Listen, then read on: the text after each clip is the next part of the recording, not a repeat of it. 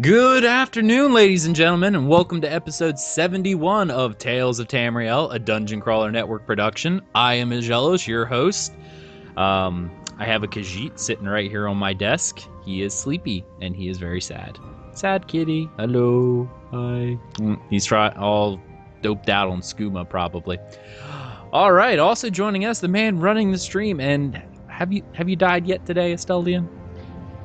I have already died. Oh, prior to the stream going live? No, I just died. Oh. Just now, off the stream, I'm afraid. Well, it's not a Tales of Tamriel stream if you don't die something. No, very true. It's sacrifice the Asteldian, and that's how it goes. Fingers crossed I'll get out of PvP then at some point, now that run vet DSA or a dungeon or something. Just to vary it up a bit. Alright.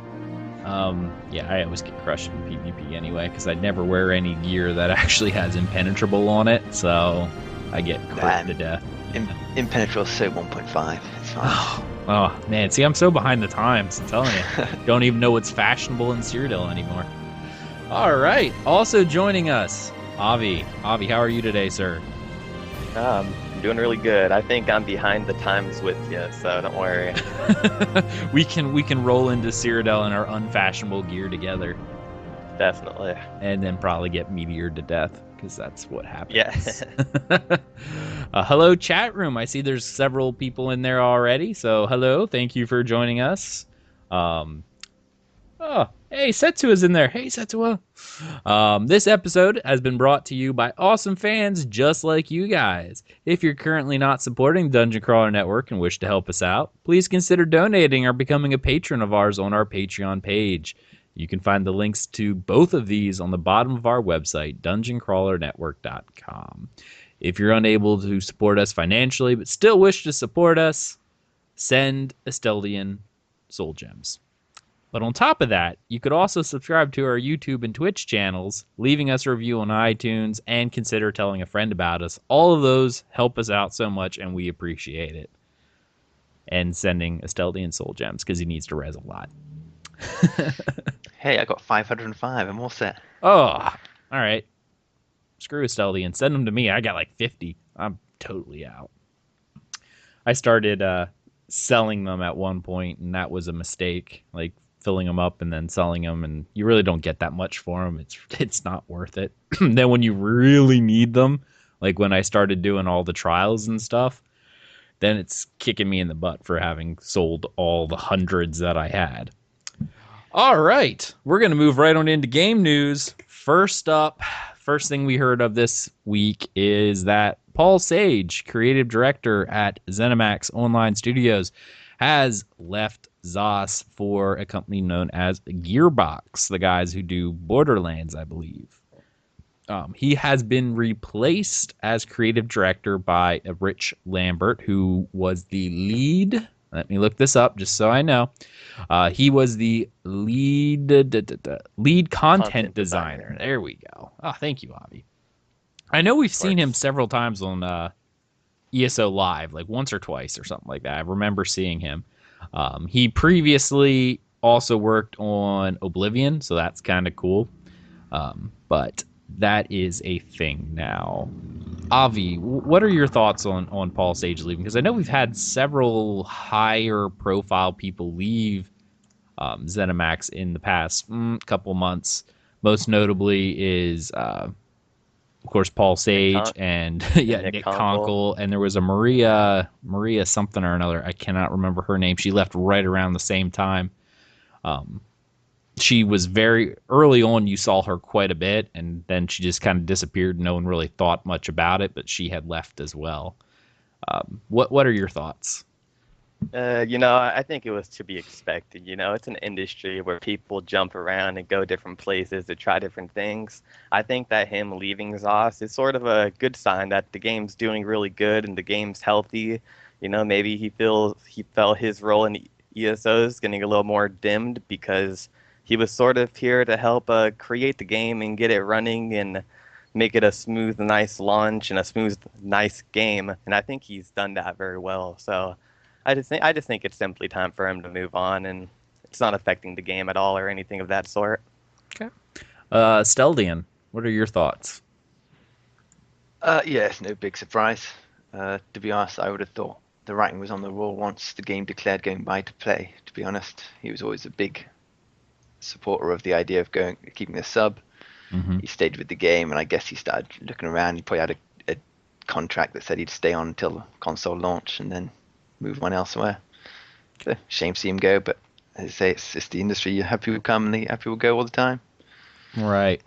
And I will say this: this was officially acknowledged by ZOS, which is kind of funny because normally they don't really do that. I know they didn't really officially announce or acknowledge Nick Conkle's leaving.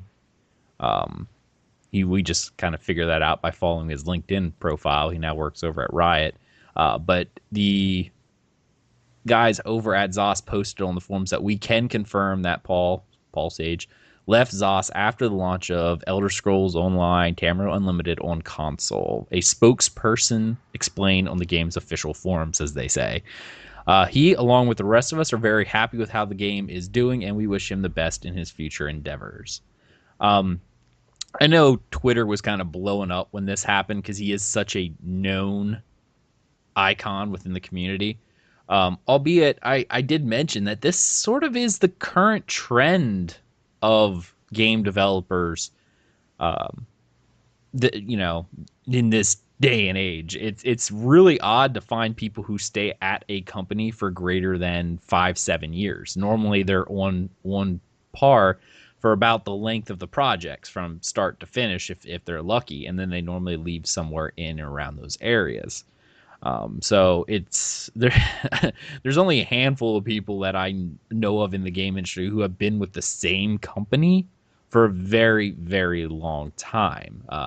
Most notably, I can think of is DC Deegan from Bethesda. I know he's been there for quite a while, and I know I think the two head guys over at Blizzard Entertainment are there for like ever, but otherwise, yeah, most people leave. And I know I got some comments back, a little bit heated back and forth, going, but this was Paul Sage. He's kind of like the voice of the game. And I said, it's really no different than past games, such as what's his name, Frost. I only know his last name is Frost, but he was pretty much the big spokesperson for WildStar. He left WildStar. As well as Greg Street, aka Ghostcrawler from Warcraft. He left as well and went over to another company, and he was pretty much the main guy that was ever seen on forums. He was known by everyone. Whenever you saw him post, it was something big. It's not uncommon in today's MMO worlds. You forgot John Smedley in your list of people who hang around forever. Oh, who said I forgot? I thought he was dead. Along with EverQuest Next. But never mind about that one. Yeah, Smedley has been around for a long time, and lingering like a bad smell. Yeah. I'm gonna have to record a session with you, Asteldian, kind of off topic, for the Dungeon Crawler Network podcast, because I really want to ask your opinions, since I know you were an EverQuest player, about the EverQuest Next vaporware rumors and John Smedley running everything into the ground. Well, to be fair, I don't think you can credit Smedley much for EQ1 really, or EQ2. Yeah, well, you pretty much can't credit him for EverQuest Next now either. No.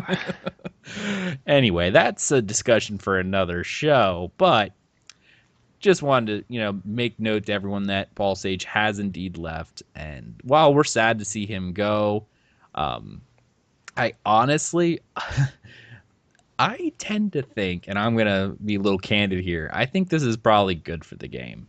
Because as much as Paul Sage probably was a fantastic guy, and I don't know everything about him, but I know he came over from the Dark Age of Camelot crowd.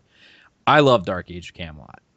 I do not want a complete reproduction of Dark Age of Camelot within ESO, because that was a very PvP focused game,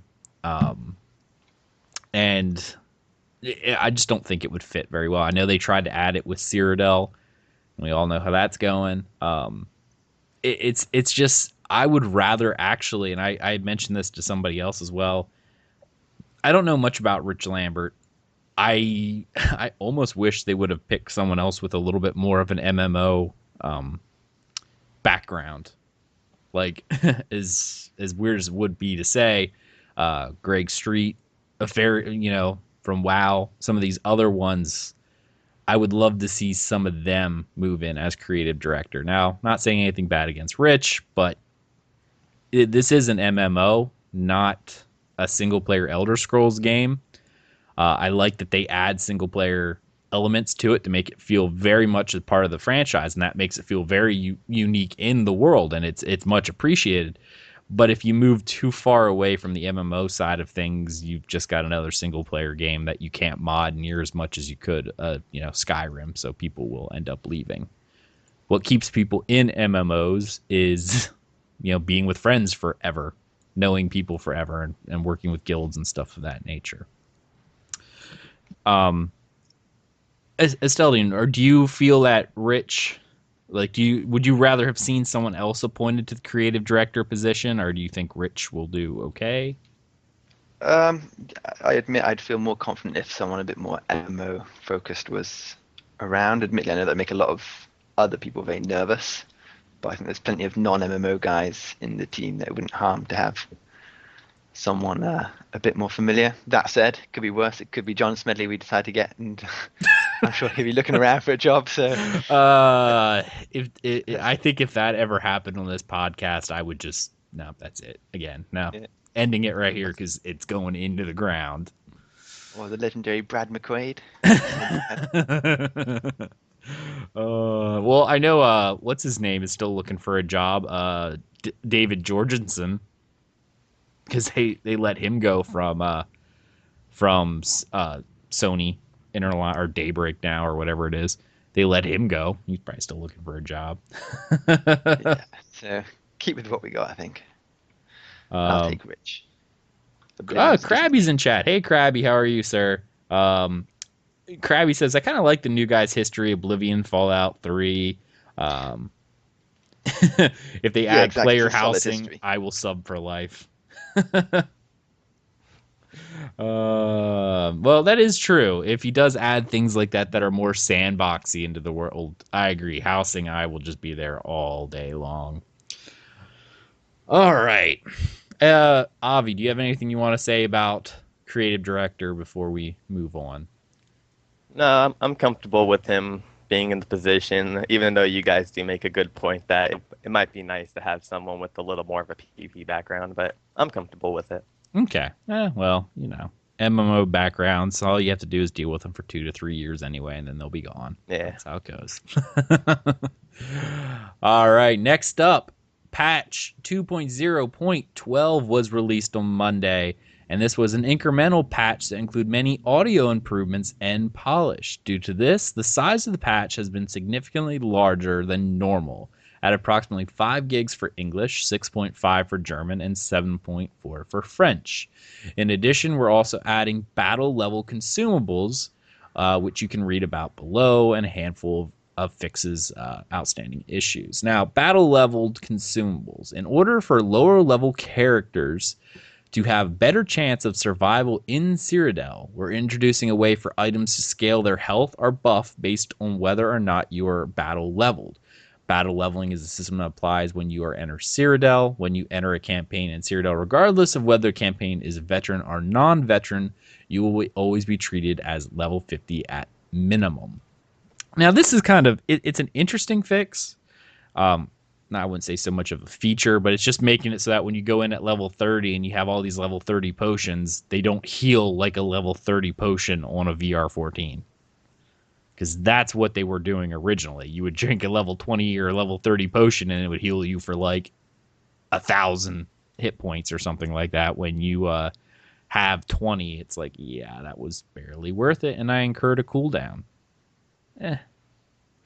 Avi, I know you don't really play Cyrodiil so much, but Asteldian, do you find this helpful? You mostly play VR14s, I guess.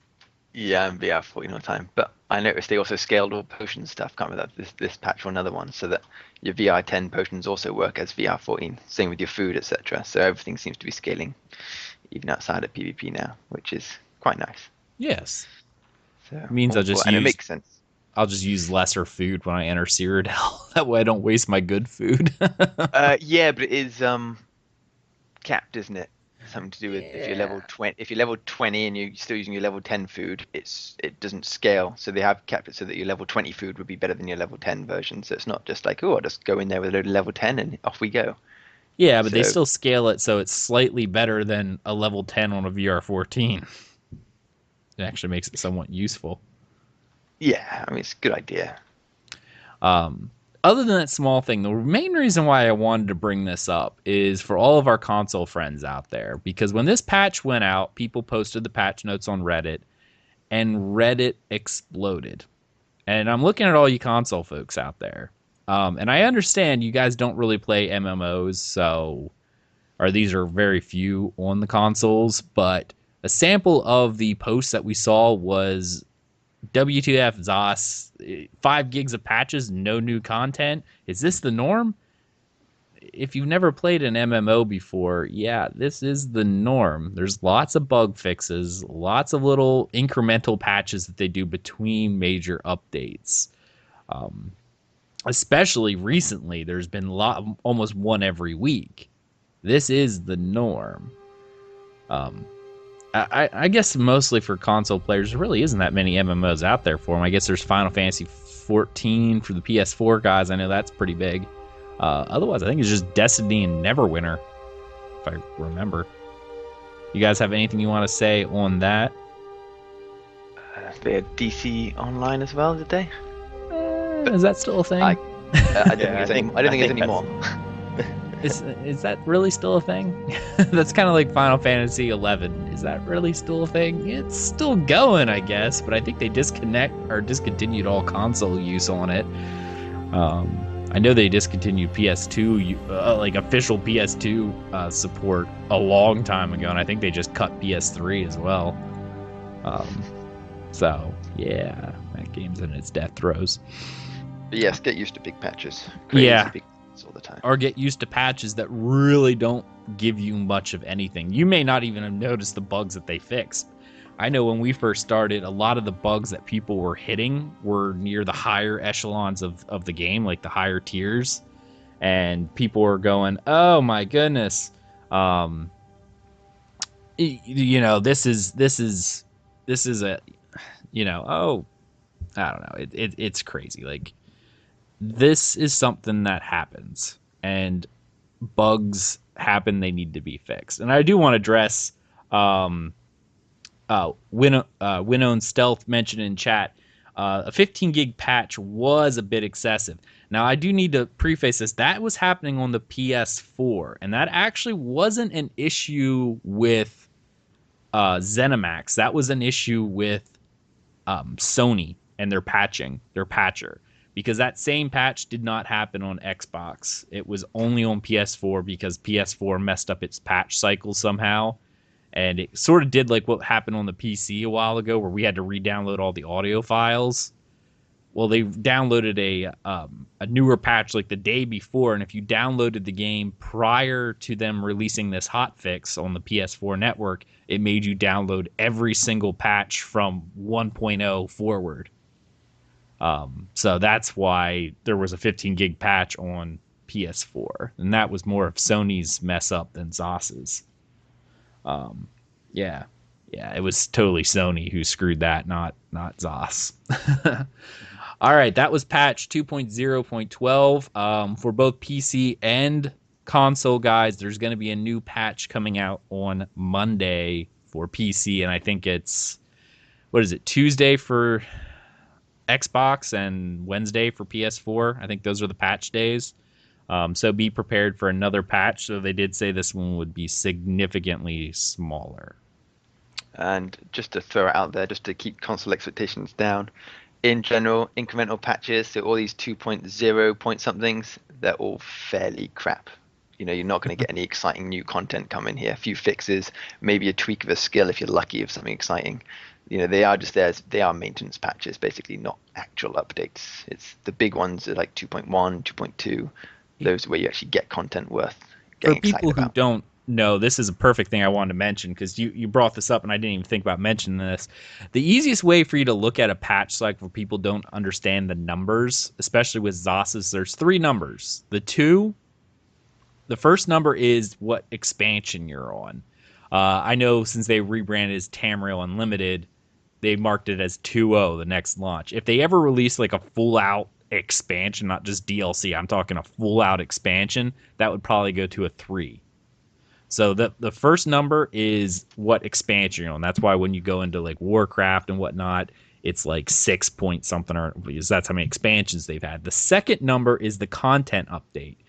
So when they release a small one like this, where it's that third number, that's an incremental patch, which means it's mostly bug fixes and all that random other junk. If that second number changes, it's normally a content update, meaning you're going to see new zones, quests, features, etc. So that second number is the one you're going to want to look at more often than not, because that's the one when you see that number change, that's when you're getting a content update. The third set is just bug fixes and things of that nature, and the first one is only when they deem that there's an expansion or they rebrand us again, whatever. Okay. All right. Let's see. I'm trying to read chat as well. Everyone, Winnow and Stealth, I do mention that, but some people who've never played MMOs don't get that. They see a patch and they think, oh, I'm getting a something, when they don't realize it's just bug fixes. And if you were reading Reddit the day these patch notes were released, you would see that I think there was 200 comments or something like that on the patch notes all about what is this crap? Why we have no new content? Why would they patch if there's no new content? That's what it was. Okay. Now we're going to move into something that's fun, because ESO Live happened and they dropped the bomb on Update 7. Now, what we know about Update 7 so far, because they have released preliminary patch notes out on the PTS side, and this should probably be up pretty soon. But we'll just go over the big changes and updates being added. With Update 7, we are getting the Imperial City, changes to the veteran system in terms of experience, new item sets, and 2 new veteran ranks. So, this is pretty big, and I know they're going to talk about it. What day did they say they were going to talk about it? What was it, the 13th or something like that? On ESO Live, they said they're going to do a big info drop on like the 13th. So that is a thing that's happening. But we will be getting new content in the form of the Imperial City. Now, I am excited for the Imperial City for multiple reasons. One, as we talked about on last episode 70, the changes to Cyrodiil, so we won't see so many buff campaigns. Yay. So now maybe the Imperial City will actually get fought over, and I might even go into Cyrodiil to go into the Imperial City, because it reminds me so much of Darkness Falls. Avi or Asteldian, have either of you played Dark Age of Camelot? Because this Imperial City is a direct carbon copy, just new textures. No, I didn't. Okay, you didn't, Avi? No. EQ at the time. No, I haven't. Okay. Well, more or less what the Imperial City or Darkness Falls was a PvP dungeon that actually had really good gear in it, and when it would allow only one faction to enter at a time, but if you were already in it, it wouldn't kick you out. So one faction could enter in the time, and it was controlled by the number of keeps. Whoever owned the most keeps had access to the dungeon at that time. The higher levels, of course, were lower level. You could farm lower seals to buy lower tier gear. And the deeper you went in, the better the seals were the drop, better the gear was you could get. But, of course, everything was much harder. And, of course, in the deepest, darkest parts of the dungeon were raid bosses, like open world raid bosses. Now, they were, at the time, no pushover. Like, Legion was insane. Which was a giant demon made of lots of other little demons. It was really gross, and you should look it up. Just Google DOAC Legion, and you'll see like a really, really weird picture of it. It was kind of cool. But whole guilds would get together in order to work on it. So I'm really excited for the Imperial City being like that open world PvP zone that you can go into. You can do PvP objectives. Like, I know you can do that in Cyrodiil, but these will actually have real objectives that are kind of worth doing and be able to go in there and do all this fun stuff. That excites me. Avi, are you excited for Imperial City? Yeah, I'm excited if I'm gonna actually be able to get in and see it. But I'm really excited. I like the idea of smaller base PvP, and I like the idea of the in-game arena they slightly mentioned. I'm mostly just excited to see it. I just keep on thinking back to Oblivion and thinking back to how it looks, and I want to get in there already. But I'm excited. I am excited. Setsua in chat goes, I love Setsua because he was an old DOAC player like me. He was a hippie too, just like me. Rack on. Join the frolic. That's what we do. It took over 200 people to actually take down Legion. That was a server wide event. Everyone in your faction, when you were doing Legion, that was something you just did. So that's interesting. I like what their little tagline. The highly anticipated Imperial City is here. Battle your way through the fallen capital of Tamriel in an all-new PvP experience. Imperial forces have routed the Daedra, and there went a motorcycle, have routed the Daedra back into the city and are calling all adventurers for aid in battling the threat. But the Alliance war continues to rage on in the city. War never changes. Imperial City is accessed when your alliance controls all 6 of their home keeps. It is if the home keep is lost while players are inside the city, your alliance will be locked inside the city until you're all killed or all 6 home keeps are retaken. So something that was slightly different from what Dark Age of Camelot had. If no one takes any keeps, all 3 people have access. That was a little different because DOAC didn't have it that way. Only one person could have it, and it would be locked to everyone if it were completely set. So that's kind of interesting. Of course, they talk about several other things like how it's broken down into different districts where you'll be able to go in and do some different stuff. There's a new Imperial Daedric armor that can only be crafted within the Imperial City and is quite powerful. So what I'm guessing is this is an item set that has an exclusive look to it, not so much of a motif style. Yeah. They do have an arena, which is cool, but it's both PvE and PvP, and it's not instance. So you could be doing a PvE arena battle and be attacked by players. See, that's what interests me the most. Really? I'm trying to work out how it works. Is it arena sort of like as we know it, such as the Dragonstar Arena kind of idea? If so, how's the limit of who comes in? Because if you can have a whole Zerg come in and wipe you out, that's kind of pointless. But if there's a limit of how, so you could end up having 4 groups of 4, for example, in there, all of opposing factions and the enemies, that'd be great. But I'm very interested by that. Okay. Well, if you remember the trailer they showed at E3, you remember that big giant hole with all the people throwing stuff? I really think that's the arena. And they go on to say that the city contains many different quests, daily quests, achievements, bosses, gear, weapons, crafting stations, and all these other PvE activities. So I think it could be something where you're in there doing like a Dragonstar Arena type arena battle, and PvP guys just happen to hop in and take you out. I don't know. I know. Let me rephrase this. I know they said a lot of this stuff was supposed to be geared to be able to be completed with 2 to 3 of your friends, sort of like how Craglorn is now. Like all the quests in there, like they're not expecting you to run in there with a 50-man Zerg. You could, but I doubt they're kind of tuning everything to be around the 2 to 3 player mark to complete a lot of the quests and stuff in there. So if your faction completely controls it, there's still a possibility you get ganked by people who haven't been killed from the other alliances. But if you're controlling it, you should be able to do most things with 2 to 3 friends. Now, they did say there are raid bosses in here, but everything is not instant. So it's very much like you could be doing a raid boss and get crushed if you lose the city and people run through and kill you. Yeah, I'm just intrigued because I say if the arena's say a 4-man group idea, and yet PvP guys can come and kill you, that's cool. But while it's not instant, is there a limit? Can there only 4 of the other faction turn up as well? Otherwise, what stops a group of 12 people turning up to do the arena itself and just slaughter everything? There must be some limiting factor in there.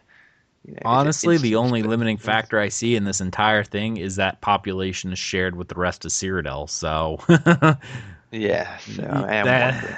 Yeah, that could be thousands of people or hundreds of people. If you get a Zerg coming and kill you in the arena, it's like, well, that's just annoying. As I say, I like it to be not instance as such, but maybe a sort of instance which is open to 2 other factions, so you can literally have 12 players in there, 4 of each faction, and the actual PvE side of it as well, so you get a full-on constant battle going on. But who knows? I know what you mean, because what makes this content challenging and fun? Yeah, they said they're planning on making most of it scaled at 2 to 3 people, but you know what's going to happen. Day one, there's going to be 3,000 people in there, Yeah, exactly. If you have to walk around with a full-on army just in case the PvP has come up, it's like, oh.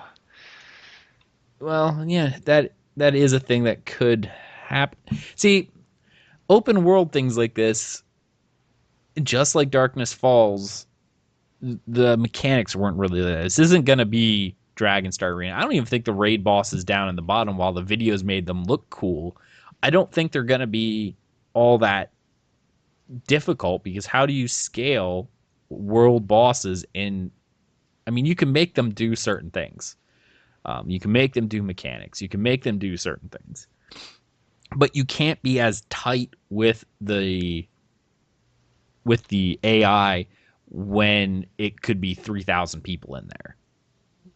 And I have a fly buzzing around. It's killing me. Avi, you've been kind of quiet. What are your thoughts? I don't have too much thoughts on this whole thing. It's all confusing me a little bit too much. What's confusing you? Because might actually... Oh, go ahead.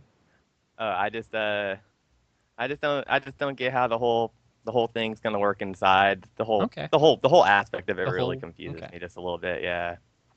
Well, if you can think of anything that you're particularly confused about, I'm sure others are probably similarly confused. And if you pose the question, we can try to answer. I'm trying to explain it the best I can, and those who play Dark Age of Camelot will understand right away how all this is working. When they showed this off, I know how this thing works. Now, DOAC is also 15 years old, so there wasn't much in terms of mechanics anyway. Almost everything was tank and spank. It was just, that's all it was.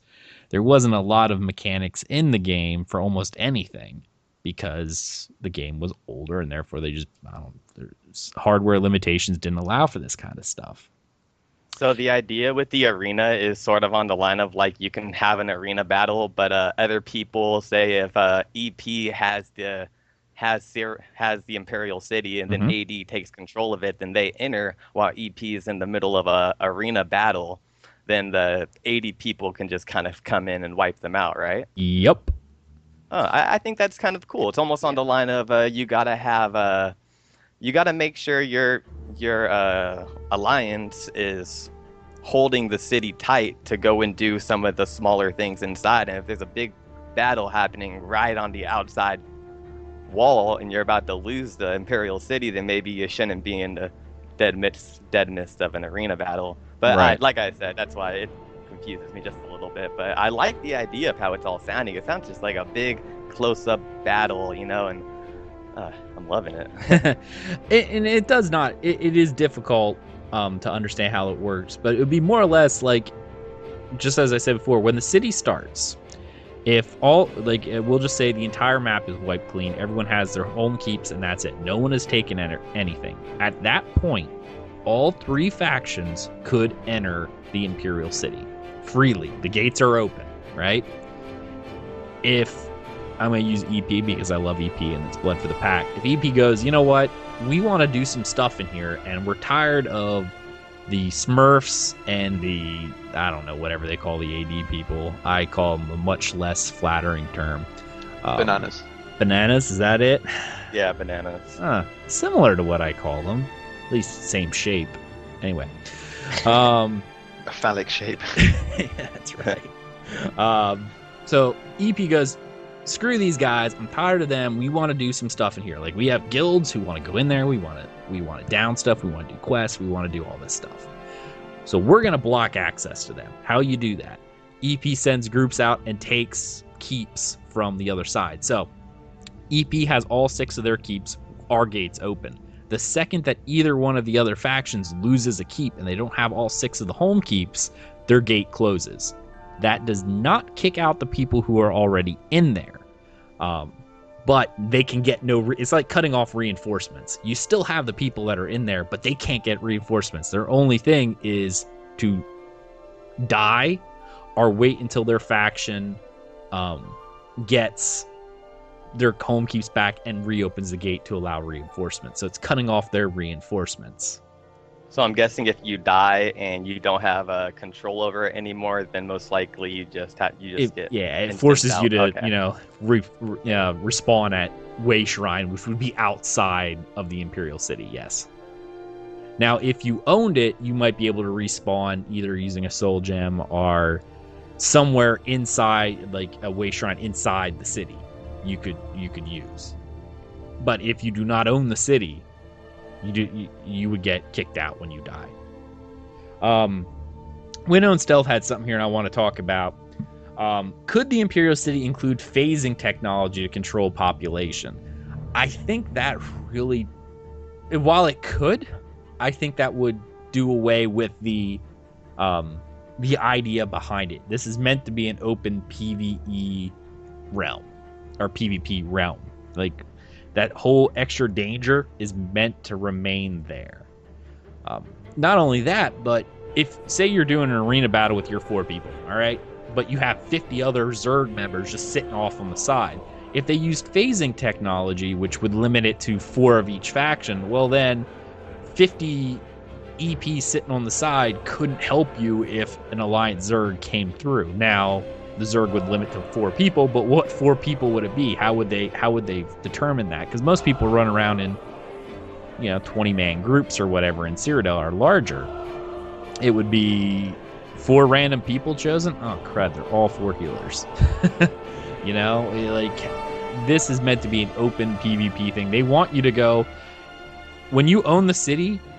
This is what happened in Dark Age of Camelot. When you owned a city, when you took the Darkness Falls, first thing your faction did was said, okay guys, clear it. They got together in a giant Zerg and they searched every nook and cranny of the city, just wiping everyone out.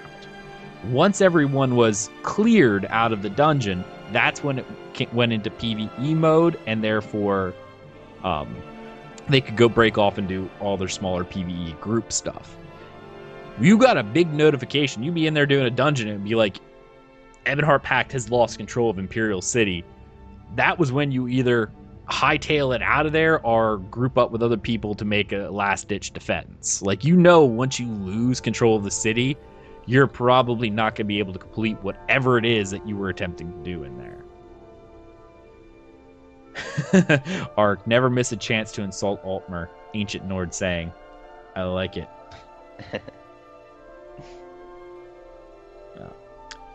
I'm sure there's probably going to be some sort of population control within the city.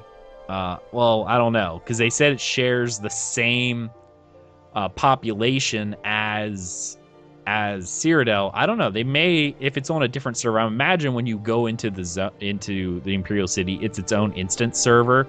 So maybe they'll cap it off. Maybe they're only going to allow 150 or whatever their internal number of each faction in there to preserve server balance. I'm sure there'll be something along those lines, but I don't think we're going to see any sort of population phasing smaller than like a 50-man Zerg. So,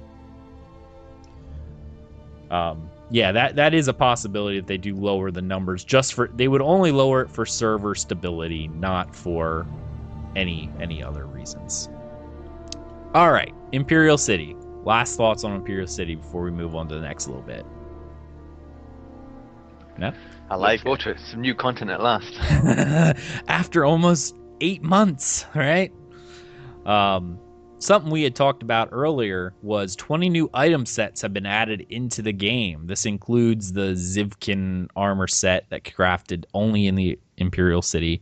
So be prepared, all you theory crafters out there, to start looking at a whole bunch of new sets. The meta will probably change across the board, not just for the reason that I'm sure everyone's thinking of right now, but mostly because these new sets could pop in new, better gear. I am excited though for item sets. I love when I see new gear and we're getting to collect new gear because that's a lot of the fun in these games, right? I Oh mean, yeah. yeah. If you were a raider like Asteldian, you get the same idea as I do. I know the RPers and stuff. They're in it for story. Now I'm in it for story as well, but there's different play styles. If you're at all a PVE player that cares about progression, part of character progression is of course gear and finding that pretty new shiny, right? I mean, even in Skyrim it was that way. You did the Daedric quest. Why? Because they had a pretty shiny at the end of it. You know, there was something that made it worthwhile doing. And armor, and everyone loves getting new armor and weapons. Very few people like staying with the same thing forever. All right. Well, that was update 7 and what we know, with the exception of one other thing, which we are going to talk about. And the thing that we're going to talk about now is our discussion topic. VR 16. What? Wait a minute. That was the bomb that I think went off and everything just exploded. Like, chat blew up when Eric Wrobel came out and said that with update 7, they are increasing the veteran rank from VR 14 to VR 16. I'm going to go around and I want to hear everyone's initial thoughts to this. It can just be something very brief and short and we'll get into it afterwards. Avi? All right. I was confused at first. I heard it. I heard it while just doing the event with you guys, the Crag Learn event. So I heard it very briefly, and it confused me. But now that I'm learning a little more about why they're doing it for the armor, pretty much saying that it's going to be a progression to remove vet ranks, and this is just a way to kind of keep progression going until they could remove the vet ranks as a whole with a whole different style of progression. So I understand why they're doing it, but at the same time, I understand why everybody's angry because they went back on their word with us, telling us that they were getting rid of these, and I think nobody was expecting to hear that 2 more were being added after hearing that they're going to go. Okay, all right. Asteldian, what are your initial thoughts? It doesn't bother me too much, but then that's because I only pay my main. So when I do the new content, I'll get the next 2 ranks, so that's fine. But it just makes you think, oh, I really don't want to play any alts now. So not a huge fan of it overall. It doesn't bother me. I think it's a bit unnecessary, and frankly, I think it's a bit sloppy. They haven't got rid of the veteran ranks by now. Okay. I'm going to do a rather unfavorable opinion. And actually, this is Thais' opinion, too, because we actually sat down and talked about it because I went over and told her about it.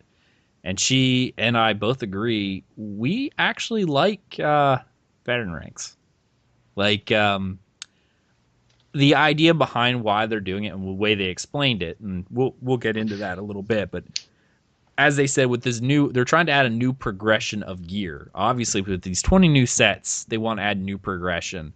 And for any kind of progression raider, that's awesome because we like getting new gear. And if increasing the power level of things is just by going, all right, let's up its level a little bit, that's a good thing. I actually kind of like it. Now, I'll dig in further as we go along. But I'm actually in favor of the new veteran ranks, and I'm actually fine with this as a term of progression, both for gear and power. All right. Let's actually dig into veteran ranks and what we think. Why do each of us either oppose or go against such a thing? I'll kind of go first on this one because I kind of explained a little bit, and you guys can kind of piggyback off of and give your counter thoughts. Reason why we like veteran ranks is because it does give us that sense of progression. When they release new gear, hopefully they go back and add VR 16 sets to the old gear as well. Not necessarily update the sets that you have, but actually go, hey, there's now a VR 16 variant of what you're wearing. You could go, well, you know what? I'm not really going to worry about it. But the main raiders, like the actual people who are worried about end game progression, whether it's through trials or any of the challenging PvE content, are the top end PvPers are going to try to get out every little bit. And characters that think that their characters quote unquote done once they have their build, because what's a build? A build for most players is the skills you have set, your attributes as you have them set out, and what gear you're going with to help along with what your play style is. My Templar right now is quote unquote complete because he has all the gear, all the best in slot gear that he can get. This would be the point in time in like my WoW career where I would be bored because I have everything that's best in slot.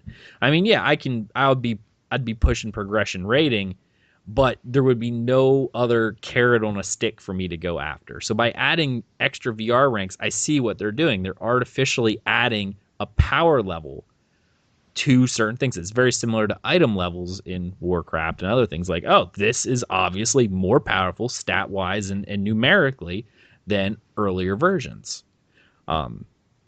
I don't think VR ranks were always the issue. And I know we have some other people, and I see Winnow and Stealth's champion points are progression. Yes, I do agree. They are progression.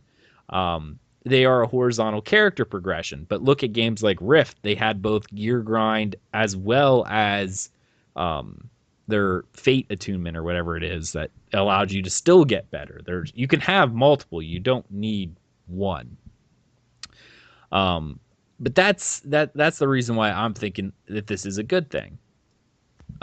What are your guys' thoughts? You want to counter? Give me your thoughts. Yeah, I'll go. Okay. When it comes to progression, I like them. I like the XP. I like them. Okay. Got mixed up a little bit.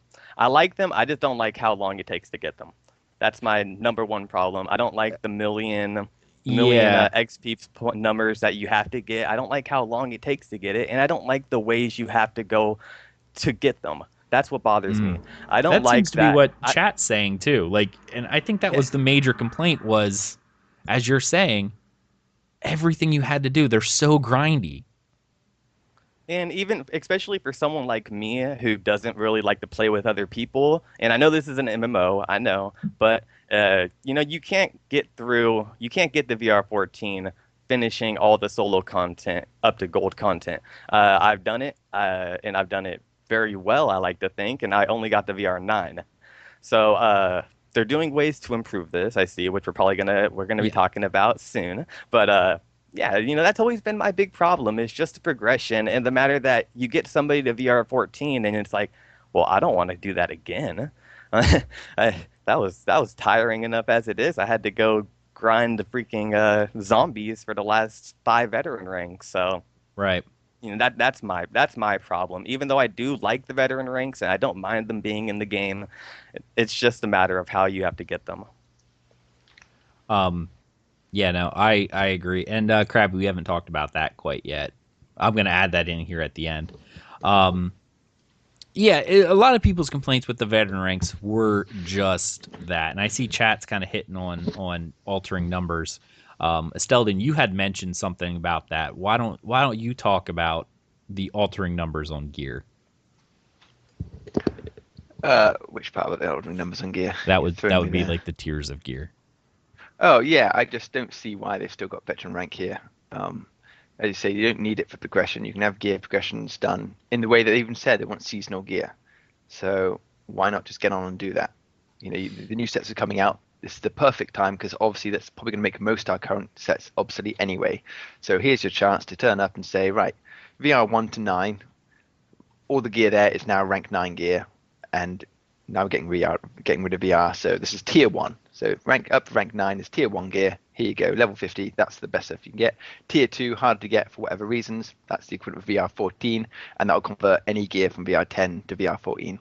Sure, there's a few people who will go, oh, lucky me, I had a VR 13 master weapon, now it's technically a VR 14 one, or the equivalent of.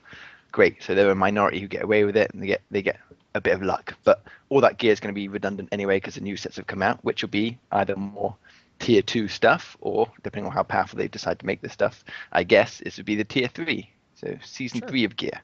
Here it comes. And you could do all that and wipe out all your levels at once.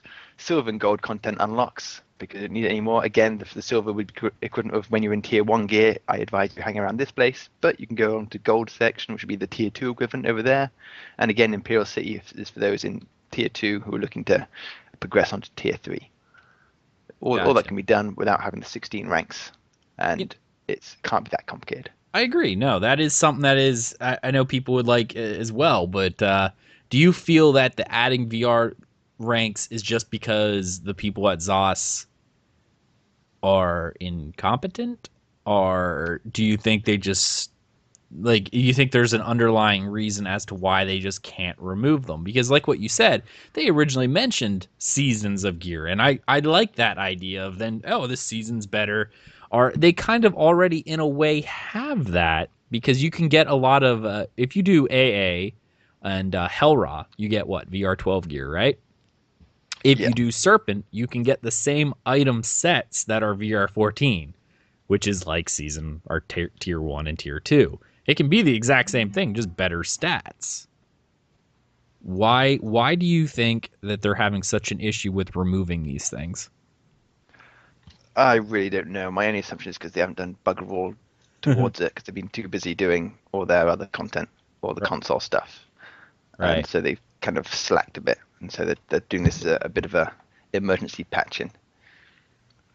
Krabby says, I think it's more complicated to remove them because literally all of endgame content is linked to veteran ranks.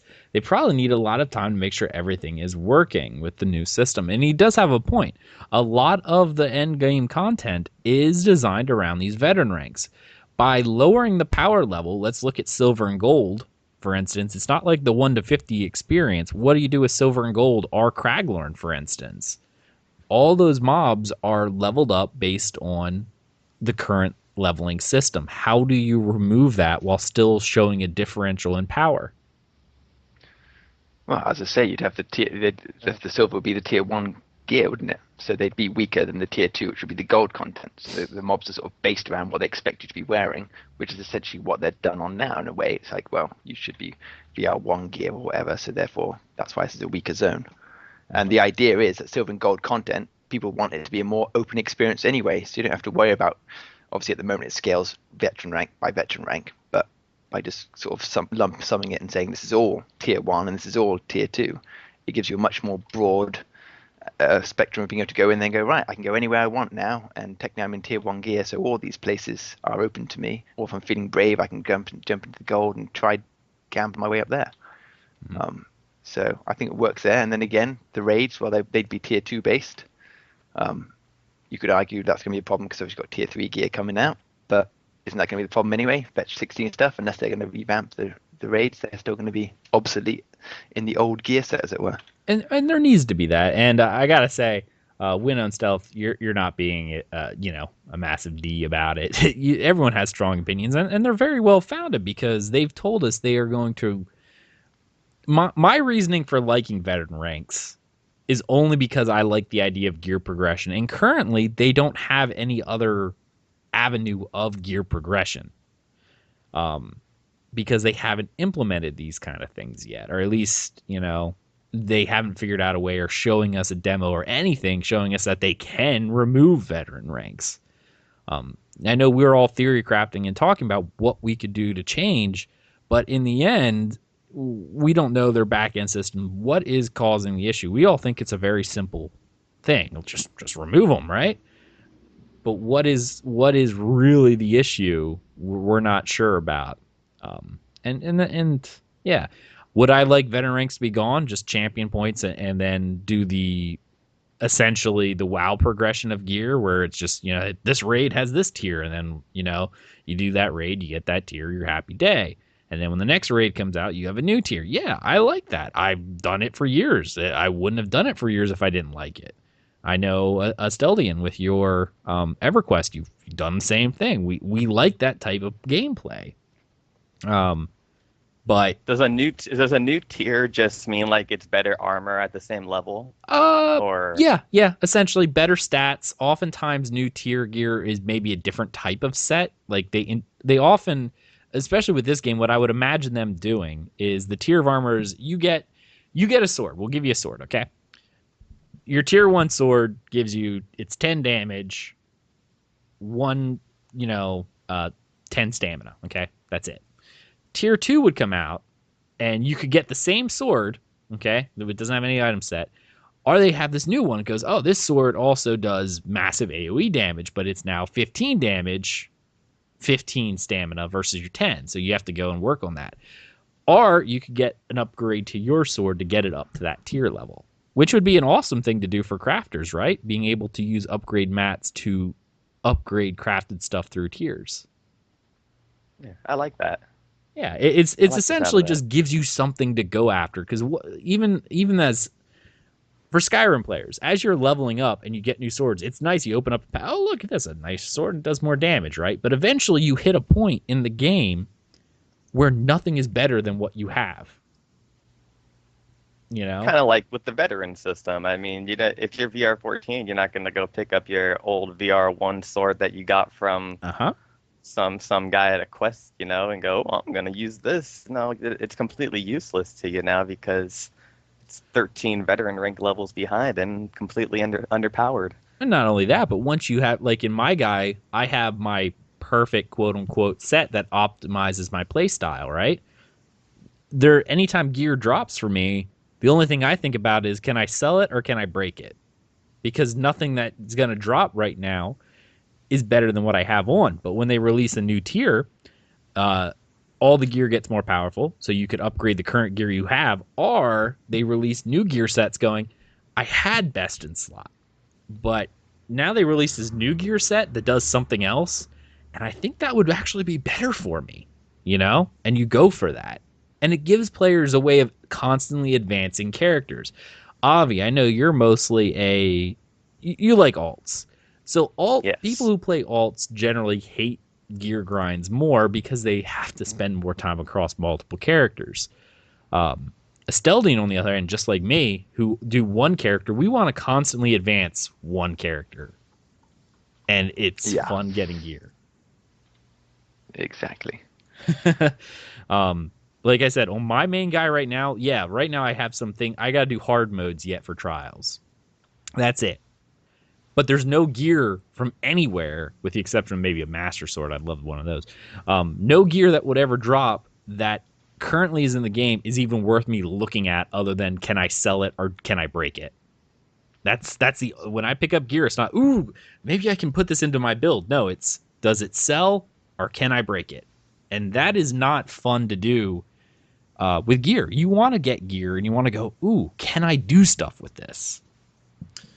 I don't think Winnows else. I don't think anyone doesn't like gear grinds. Some just can't admit it. People. I say that people are like, oh, I hate gear grinds, but those are either super casual players who play like an hour a week. Yeah, they hate gear grinds. But most people are like, oh, I hate gear grinds. Often then stop playing the game once they have the gear that they like. That kind of stopped me in Guild Wars too, because they have no gear grind. You get your set, you're done, and it's max, and it never changes. Even with their new expansion, gear never changes. I finished everything that I needed, had all my gear. I have nothing to look forward to. I Yeah, you log have no in reason to rarely. play. Yeah, I have no reason to play. I think I've logged all of maybe 2 hours in the past 6 months of actual Guild Wars 2 time. I log in every day to get my daily bonus. That's it. That's not good for a game community, because people who I would play with see me once a day for about 15 seconds, and that's it. Because I have no reason to play. I have no motivation to get stronger because I can't. Um, yeah. That's That's how I feel. Progression is what keeps people going. It's always getting it, regardless of what people say. Unless it's 100% sandbox, there's always a progression. Whether it's the next level in a single player game, whether it's new gear or new levels in an MMO, progression is needed. So VR16, as of right now, I would prefer them doing VR16 to give us more progression, give me something else to look forward to, since they haven't removed it. Would I prefer them removing veteran ranks? Yeah. Would I prefer them staying VR14 through the next two things they planned? Probably not. So. What if everything was VR14, but it just had a higher stats? Well, number-wise, they wouldn't do that. That's the problem, because that would be the tier of gear. Well, yeah. I mean, they would maybe earlier if they removed it. That would be the tiers we're talking about. But they obviously now. yeah, we're talking math here. Yeah. VR14 is a certain power level, where then people would be going, wait a minute, now this gear's VR4. It's still VR14. Why is it so much more powerful? And why can't I craft things that are similar? Because they probably wouldn't affect crafted stuff. And if they did, then it would come into effect of people going, my gear's VR14. You said I don't have to level anymore. But this gear's obviously super more powerful in stats, so every gear I'm wearing right now is just worthless anyway. Yeah, makes sense. Yeah, it's the idea you have is progression, but it invalidates without that number that people can see, to VR16 and VR14, when people see that change, yeah, it might not mean much. The numbers are still there, the power's there, but there's a reason in their heads as why this is more powerful. When you get a piece of gear that by all intents and purposes is identical but more powerful, people go, why is this, and why is my stuff not as good? All right. Anyone have anything else they want to say about Veteran 16 before we move on? Nope. All right. Hopefully someday we'll hear about removal of veteran ranks, but to be 100% honest, based on what ESO Live said, I don't think it's going to be anytime soon. I was just impressed ESO Live actually had something worth listening to. Oh, this is true.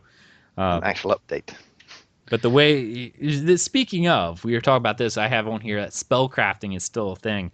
They spoke about the removal of veteran ranks the way they spoke about spellcrafting, because apparently it is still a thing. They were talking about the ability of having a PvP taunt, and they said, well, currently we don't have one, but when spellcrafting comes out, we have this kind of charm skill that you'll be able to use. So they are talking, spellcrafting is still a thing, folks. It is still a thing. It's still coming. So some people will probably rage, but I actually like spellcrafting. So did you see when they announced the new veteran ranks on ESO Live? He was pretty nervous to say it. I would too. He was looking around, a little bit of deep breathing, like, all right, guys, get ready. Don't walk away after you hear it, please. Let me explain. Well, he was like probably the getting ready to announcement all over again. He's getting ready to actually duck from the people flipping chairs. That's what he was doing. He's like, oh, no, don't. Yeah. Because if you were there and watched the chat exploded. It looked like the worst of Reddit all at one shot. It was pretty bad. But the way they talked about it was literally like, I don't foresee this happening in the next year or two. I really don't. At least this year. We will not see the removal of veteran ranks this year. I don't think we're going to see it with Orsinium. We know we're not seeing it with Imperial City. I don't think we're probably going to look at it for probably at least 2 years. To be honest, the VR16 change wasn't the most exciting news I'd heard anyway in the updates we've been given. I was far more interested in the changes to Sorcerer's Bot of Escape, dodging. Oh yeah, Bolt escape block in particular because I tank.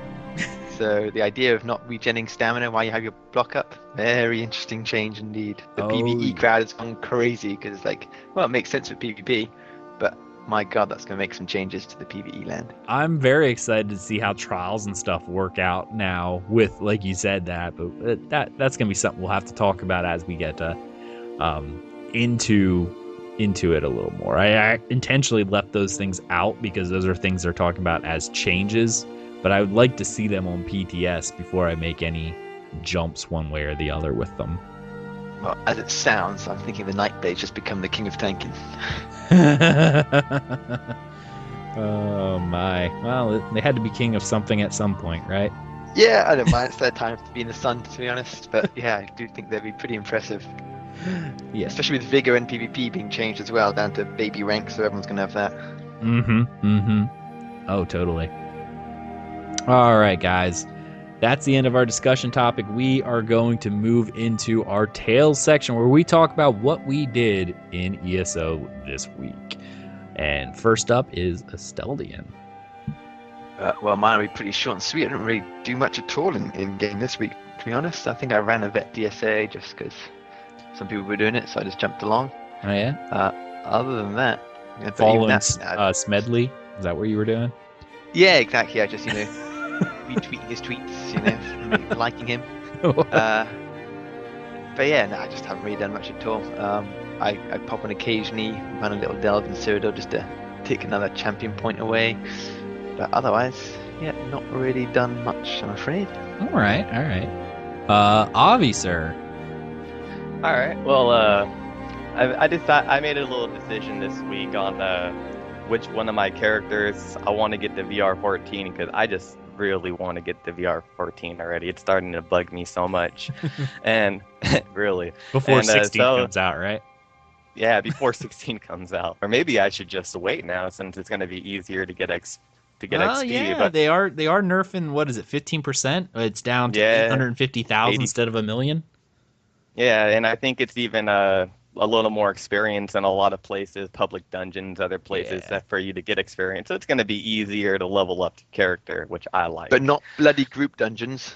Oh yeah, no. Oh yeah. Heaven forbid group dungeons get better experience. Yeah, God forbid we bring some of that MMO into this game. Let's go out there and up the experience for public dungeons, which are what? Just going to be Zerged all day? All right, pretty sure. Much. Pretty much.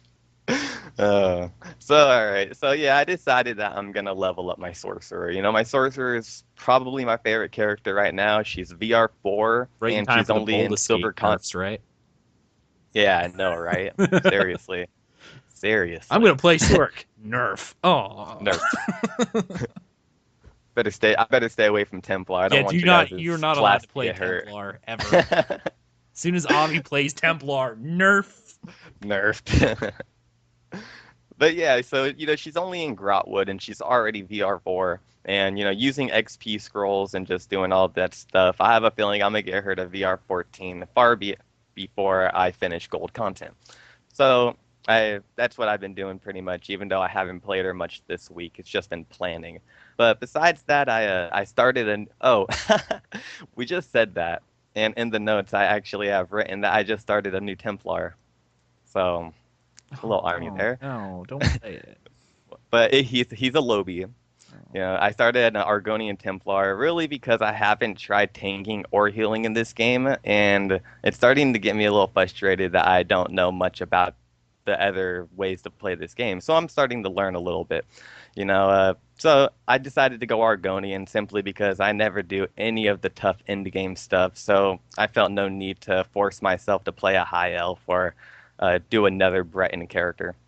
So I'm working on him. He's level 10, having some fun. Always liked playing an Argonian.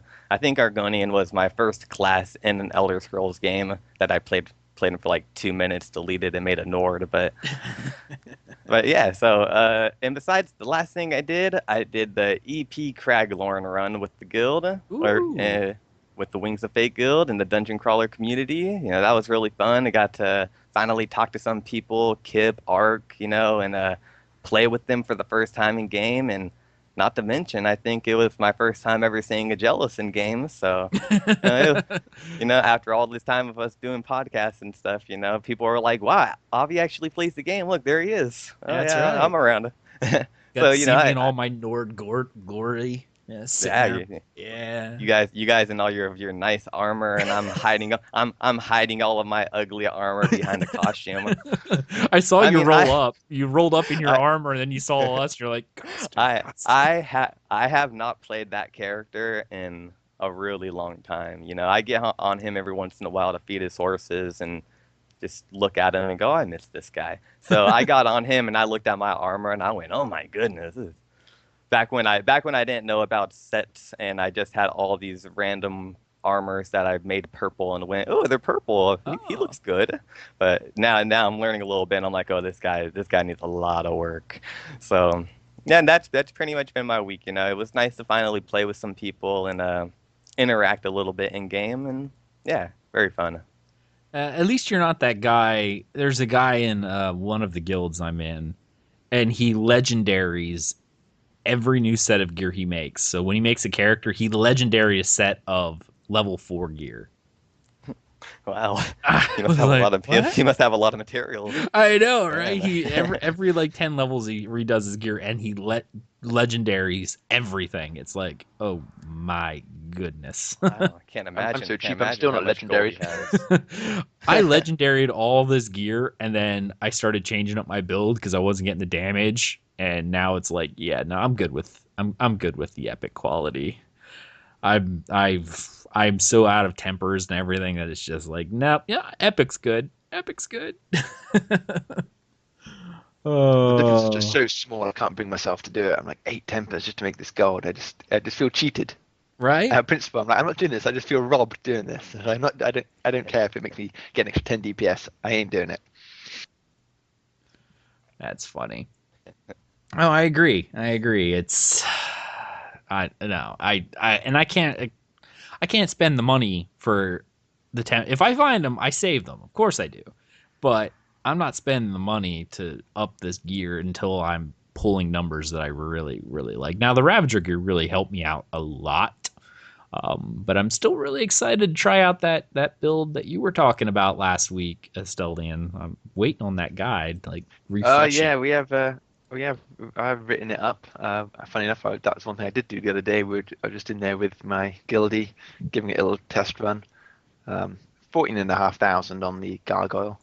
I know Oh, that's not hitting the numbers that the hardcore end games are, but to put in perspective, same sort of stats in gear.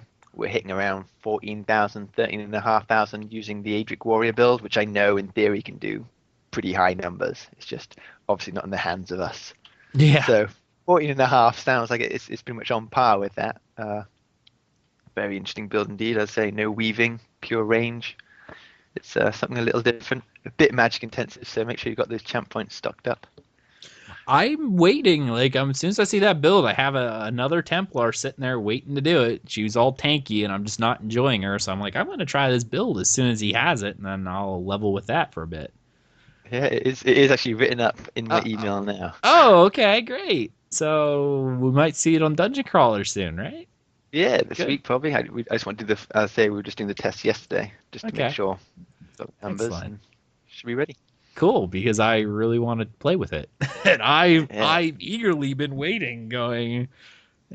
Head of the dark network sitting there. People are like, "Hey, when are we getting this?" I'm like, "I don't know. I'm waiting too." Okay.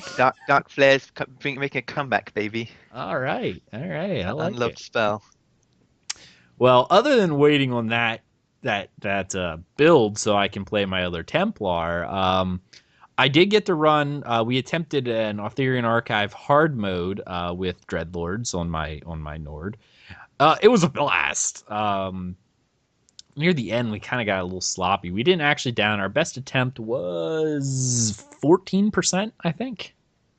And I gotta tell you, I know people talk about the trials and how they're rather easy compared to some of the other stuff.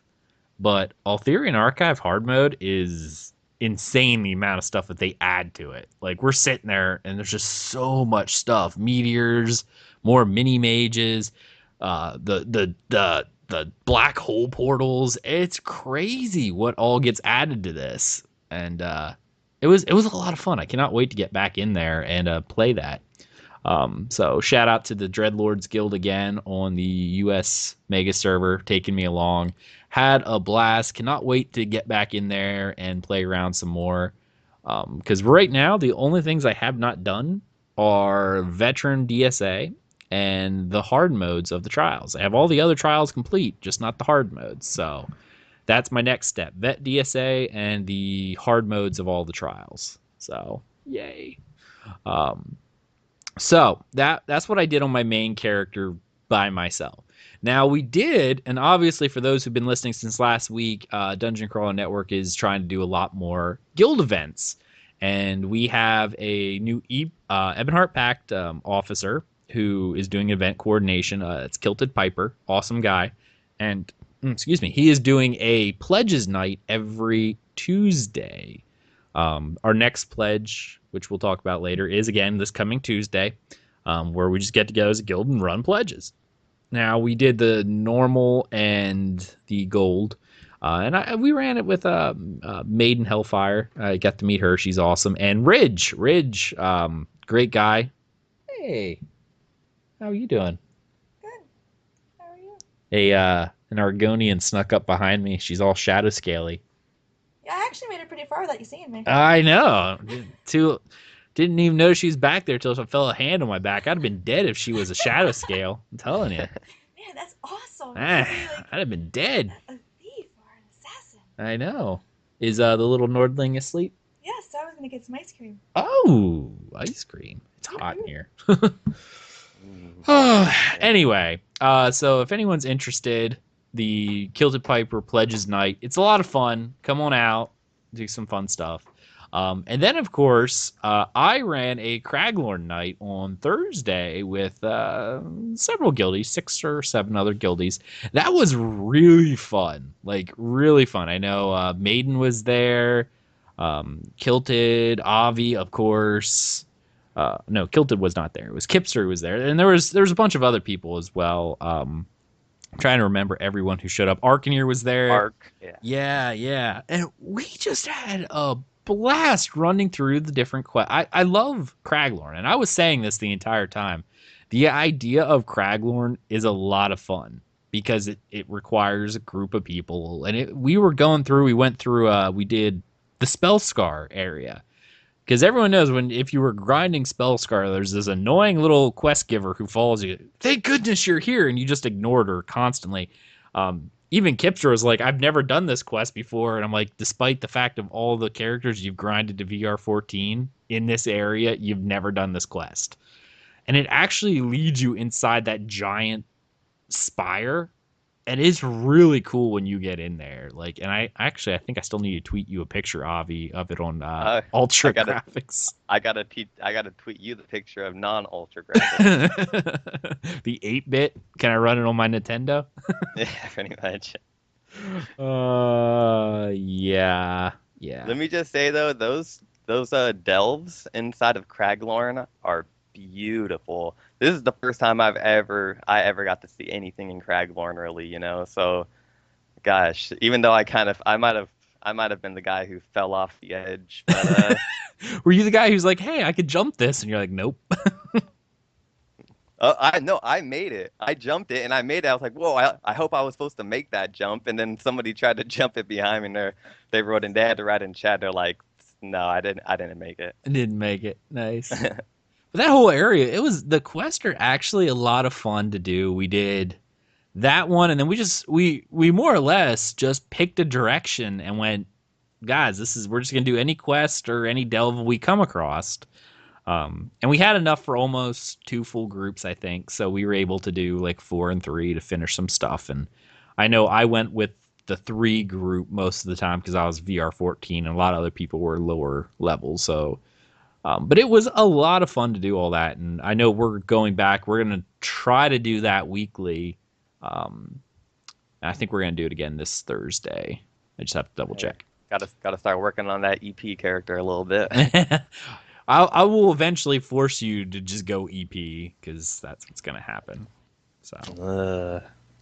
I don't know about that. We're going to keep doing all these events, and you're going to be like, man, I really should just go EP because it did get a little more lonely when I went to DC because the guys I went to DC to play with all eventually left the game. So, but man, I mean, for King and Covenant, what can I say? Oh, blood for the pact, right? That's what you can say. Anything that's not Dominion. Yeah, that's true. As long as you're not Dominion. All right.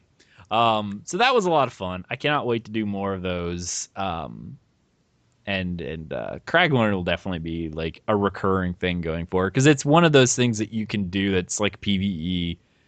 And even if you've cleared Craglorn, you can go back and do it again because all the quests are dailies, so they're repeatable. So you're constantly earning champion points and things like that. So it's just a lot of fun.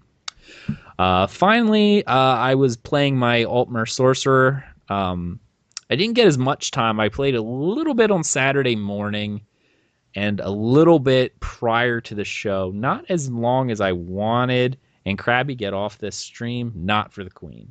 No. Go back to your house. No. No. I'm going to roll up an Elder Scroll and beat you on the nose with it. No. I only got from 38 to 39. I was hoping to hit 40, which would make her my second highest character. I have a VR 14 and a 39. That's my gap. It's very much the 1% kind of thing on my account. Like I have one VR 14 and everyone else is like way low. I'm almost done with East March. Almost done with East March.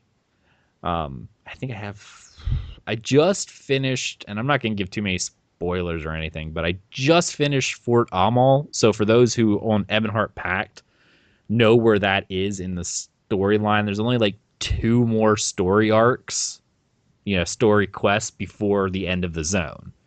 Now there's some other little minor stuff I have to clear up. There's only like 2 more story quests to finish off.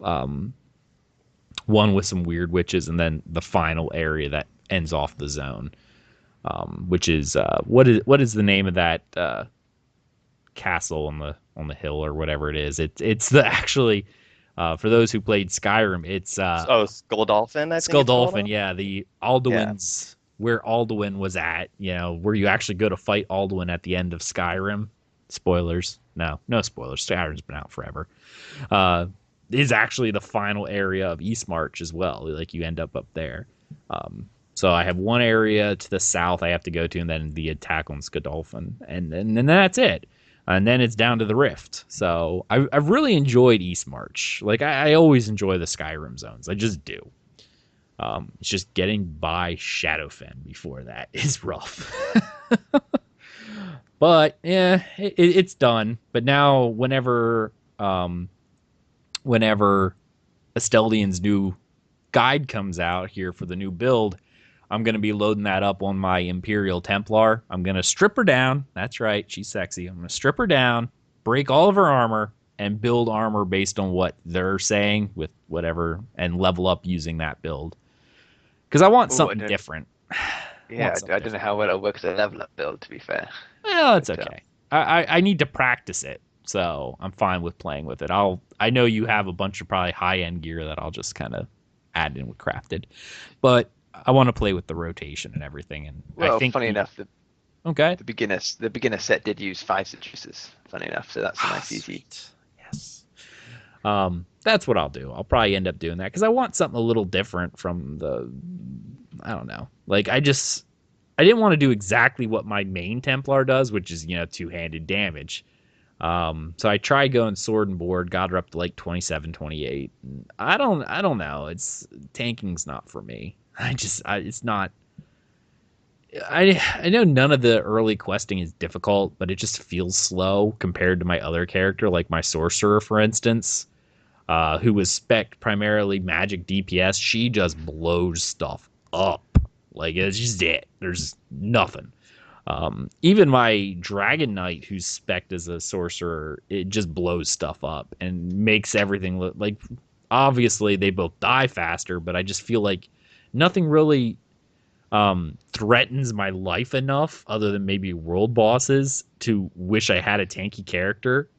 But being a tanky character for normal quests just feels slow. So. Oh no, I agree entirely. I played this game always intending to be a main tank, but leveling up, nah. Sword and Shield was leveled up by doing the old quest hand in, swap to the other bar, because there's just no need to be playing around with that as your thing. So I wore mixed of armor, so I got them all leveled up, so I didn't need to worry about that.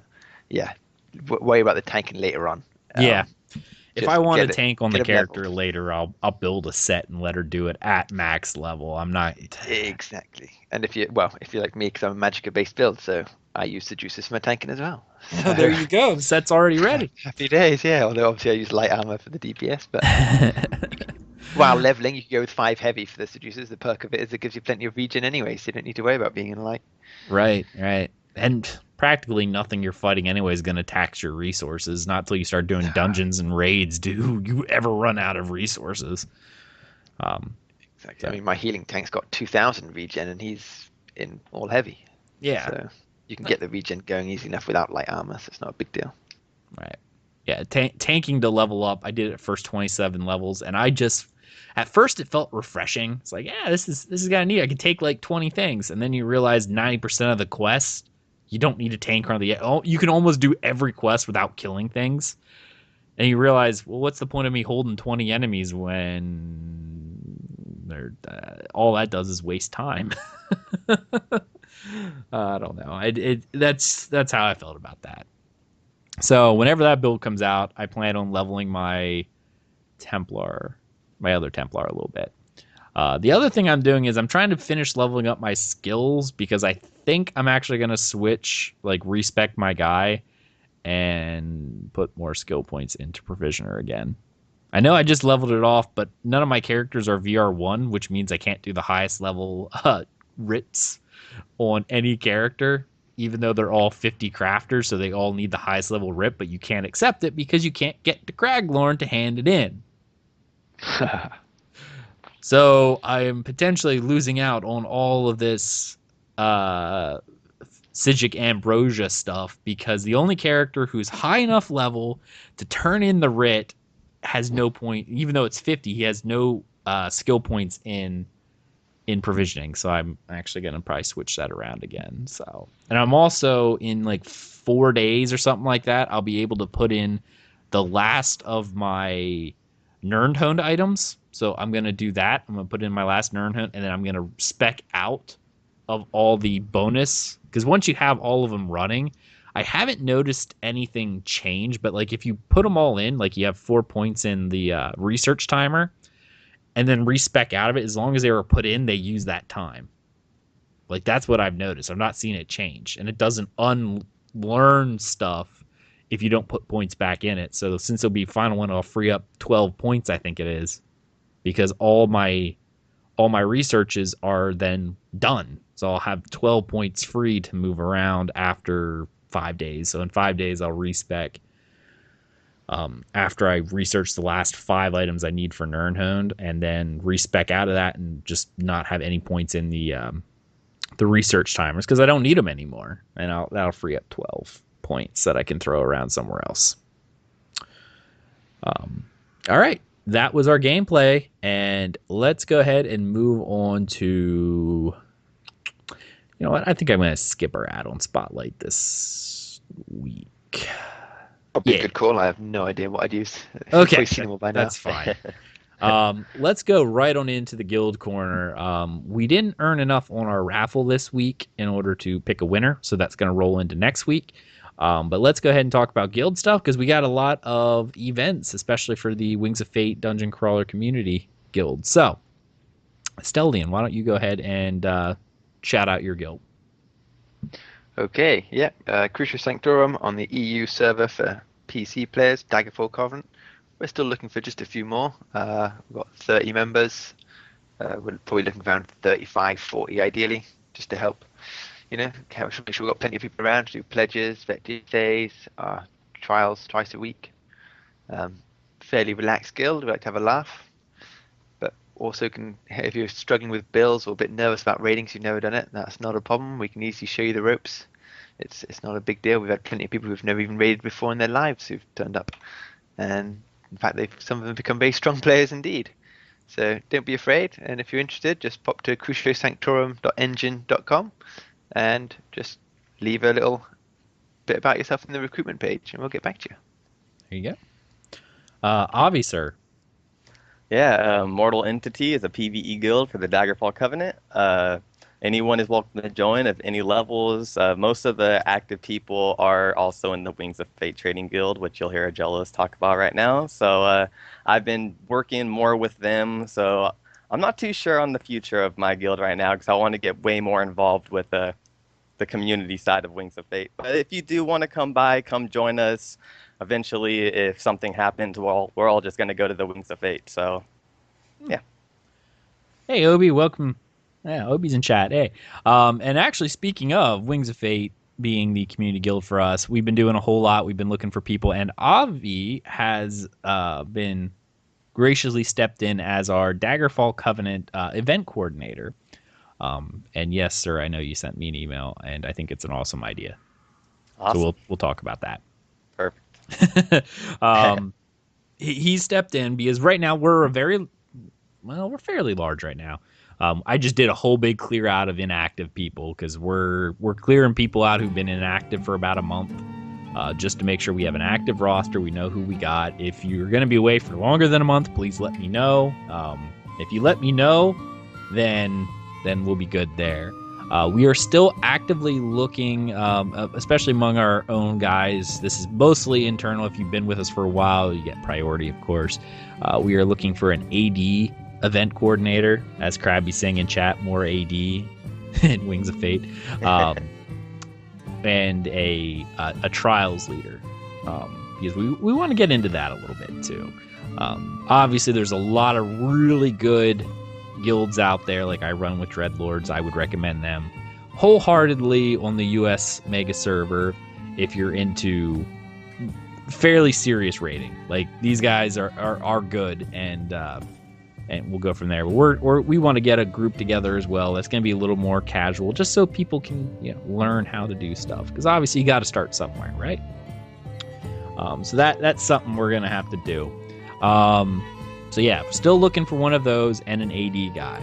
Avi, of course, has stepped up to be our Daggerfall Covenant, so he will be working on doing events for the Daggerfall Covenant.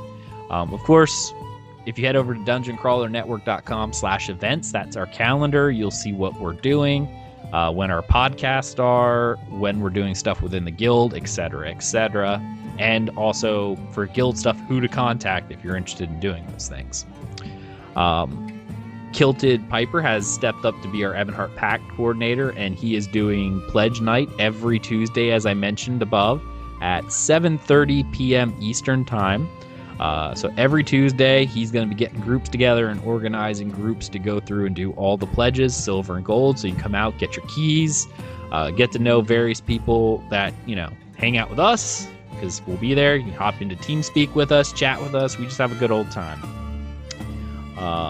And finally, I am also helping out with the Ebonheart Pact coordinator. I'm not an official coordinator. I'll say that. I am not.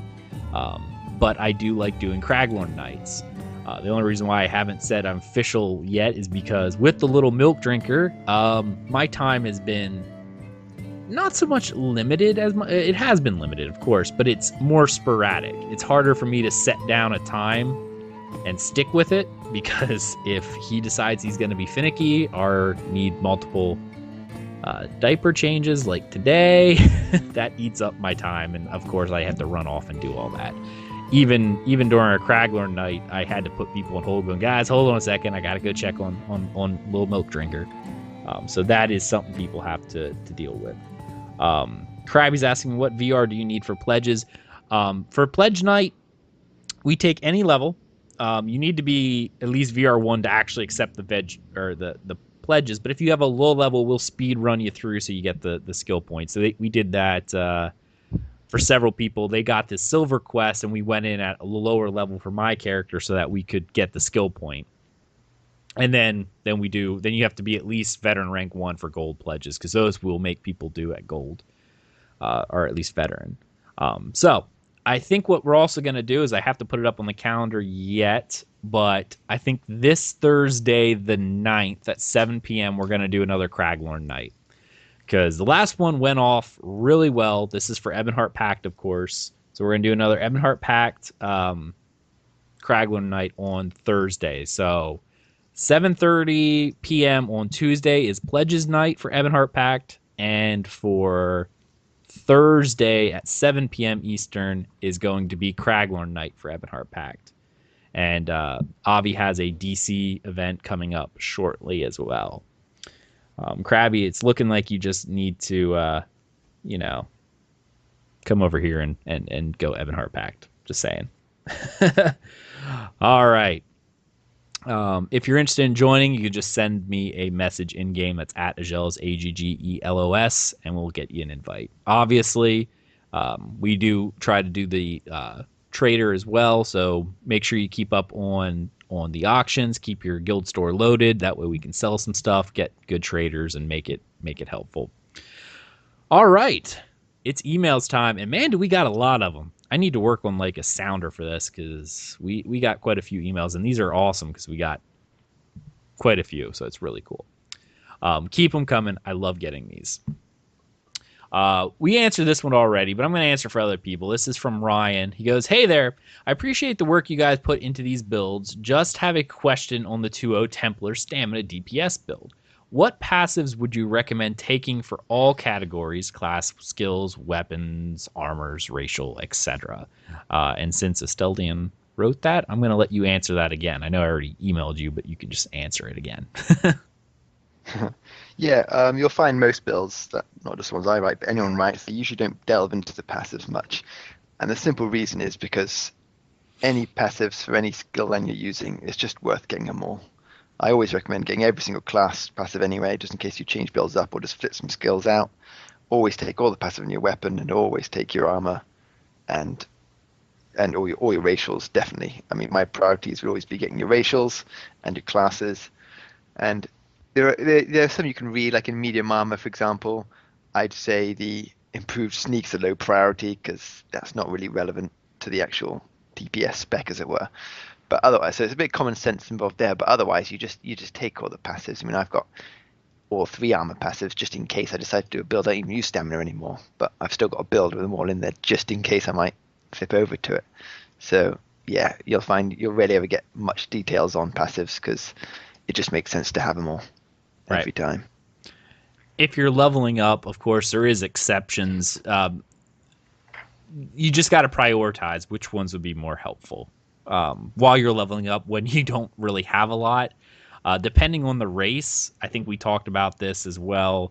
Depending on what race you are, if you're a Nord, for instance, just ignore passives till the end. They're worthless.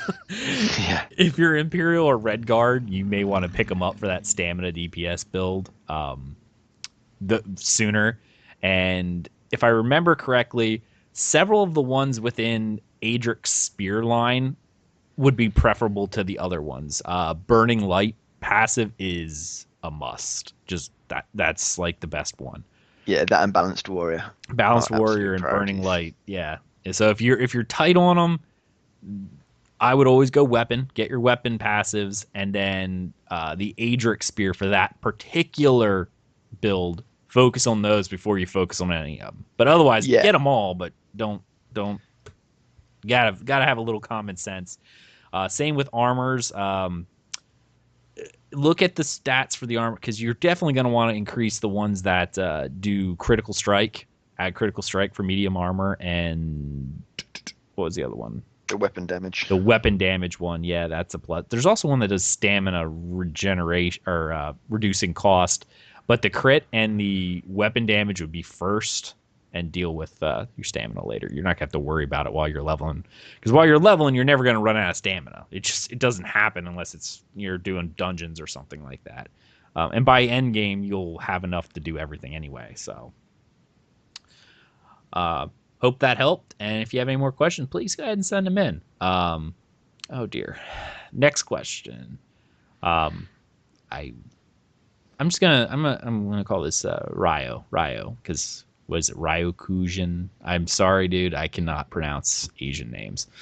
Hello, I just started listening to your Tales of Tamriel podcast, and I'm new console player in ESO. By the way, congrats on Little Milk Drinker. Thank you so much. Anywho, I was wondering if you have any idea what some good tank builds are for the Dragon Knight. I see you have Templar builds, but I was wondering if you are going to see any other classes on your site in the near future. My goal is to be an effective PvE tank and be able to perform well in all endgame dungeons and raids. Thank you for your time and keep up the great work, guys and gals. I look forward to hearing more of your great podcast. Asteldian, I don't know if you have a Dragon Knight stuff yet, but I do have an answer. I do have a VR2 Dragon Knight, but yeah, he's not max level. I tend to write obviously Temp because it's one I'm most familiar with, and I do a lot with. Yeah. That said, I do have a guildie who does my raid leader. Funny enough, he plays DK and he tanks a lot with that one, as well as DPS specs, and he obviously puts builds up for our guildies. So I could always, with his permission, steal that and sort of rewrite that in my usual style and put them on the Dungeon Core network if we don't have anyone else. Because yeah, I've got people in my guild who do theory crafting and do like to play around with different builds, so it can be there. Sounds good. And in the meantime, if he can't get his permission to steal those, I recommend there's a specific forum, tamrielfoundry.com. If you go under their forums and their Dragon Knight theory crafting, there is a sticky thread up there called the 2.0 Dragon Knight build compilation, where they've listed quite a few different builds that they've been using. They don't have a ton. They only have like 2 tank builds that are, and one of them, I think they only have 1 or 2 that are PvE related. But you could check out there because they've been doing a good job about keeping a nice compilation of all the builds that are posted. And there looks like there was one that was fairly decent called the Blockade. I was looking at it before. But yeah, check that out. It's under tamrielfoundry.com. Go to their forum section and Dragon Knight theory crafting, and there's a sticky thread, Dragon Knight build compilation. Check out those builds until, such time as Asteldian can steal builds. And yeah, I would recommend Tamriel Foundry anyway if you're looking for end game builds. I mean, the builds I put on there are all designed to be able to play end game, but I am not a min-maxing leaderboard man. So if you're looking for that 1%er set of builds, you probably find them there. Mine tend to be builds that I enjoy playing, so I like to play around and tweak them to how I like it, my style. And so yes, they are end game. They can play in all the trials. They do pass with DPS, as I say the latest, but we're working on is 14k, and that's without buff, so that'll get higher. So they're kind of niche builds that are fun to play with, not necessarily the absolute min-max. And if you are looking for that absolute min-max, then you probably would want to look at Tamriel Foundry as well and just see if any of their builds either suit you more or you're just looking for that absolute high-end stuff. Right. Final email. Hey, gang. I'm new to the game, and I want to thank you all for a great community building show. I'm starting from episode 1 and plan to binge listen to the show at work to learn more about the game and the lore. Well, I hope you enjoy. It gets better as we go along. Your enthusiasm and love for the ESO universe is much like mine and enriches the experience knowing there are other fans and players who truly love this universe. This is true. We adore it. Absolutely adore it. The lore of this game is pretty much what keeps me here, more so than almost anything else. Like, the game mechanics are fun. I really think they're fun. Do other games do things better? Yeah. But it's just the universe that I'm in love with. So if there are any tips or advice, always feel free to send them my way. Same thing. If you have any questions, sir, please go ahead and send them. We'll be happy to answer.